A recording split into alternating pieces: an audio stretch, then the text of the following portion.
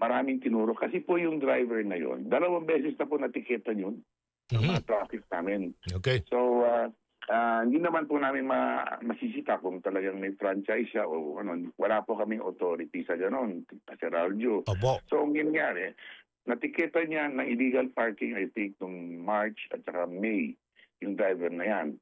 Tapos siguro umulit.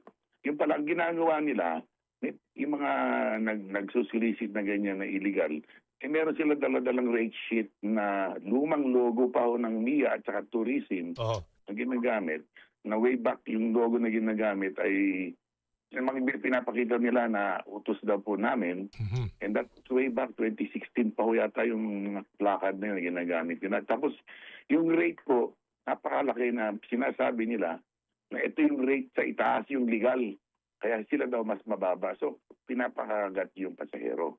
Ngayon, so fake po yun, yung pinapakita ng mga yan.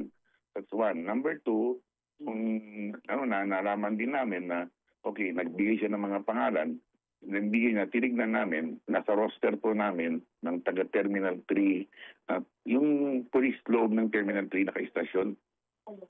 So, agad-agad, gumalaw na po kami, para immediately pinarelieve namin kahapon. Pinarelieve ko na kahapon sa Chief of Police namin.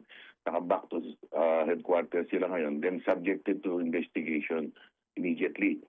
In fact, i-activate ko na kagabi. In-activate ko na po yung parang panel committee no na mga abogado natin para imbestigahan ng todo. Kasi mahirap din naman po na basta-basta namin i-charge yun na wala kaming prueba. So they have to be subjected to due process pa rin po. There was a time when I took over, that was way back in 2024, no?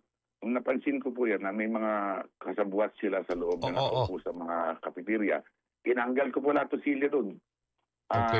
In fact, nagpo-protesta iba, ba't tinanggal ko sa arrival yung mga silya niya? Kasi nag-i-standby po yung mga solicitor dyan. Tawag namin solicitor. Solicitor. Opo. Oo. Pangalawa po, may mga taxi sa labas na pumapasok sa airport dahil nasasakyan po ng ibang sa labas, ng ibang pasahero.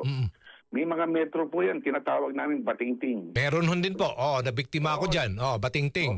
Meron din. Opo. Batingting. Opo.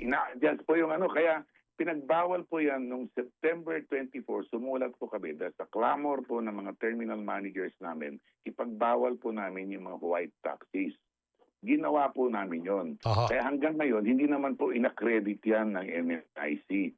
So yun, para kumbaga nagbabakasakali sila, sa labas sila paikot-ikot, may contact sa loob, at yun siguro, yung contact sa loob, ibibigay yung presyo, ikukumpara, ang pinapakita yung presyo, yung mataas, pero mas mababa, pinapalabas sila, mas mababa. Ipapakita na nila yung presyo ng legal. Tataasan nila, fake po